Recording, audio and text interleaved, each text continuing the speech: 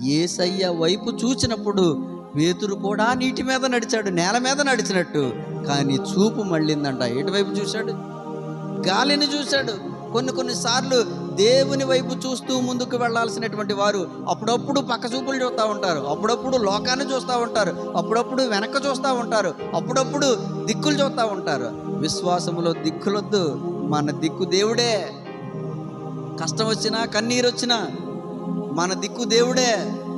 ఆయన గాయం చేస్తాడు, తిరిగి మరలా గాయం కడతాడు. కాబట్టి ఏదొచ్చినా సరే మన దిక్కు దేవుడే అనేటువంటి ఆలోచనతోటి విశ్వాసమునకు కర్త అయిన యేసయ్య వైపు చూడాలి మనందరం. హల్లెలూయా.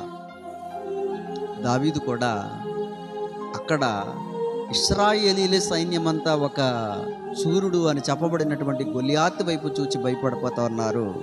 కానీ దావీదు ఒక్కడే దేవుని వైపు చూచాడు, ఇశ్రాయేలీ రాజ్యం అంతటికి జయాన్ని తీసుకొచ్చాడు. హల్లెలూయా.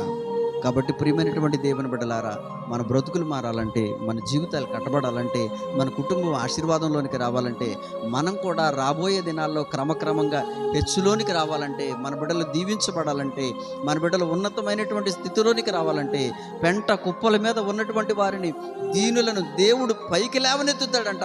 అలాగున ఆ లిస్టులో మనం కూడా ఉండాలంటే దేవుని వైపు చూచేవారిగా మనం ఉండాలి. హల్లెలూయా.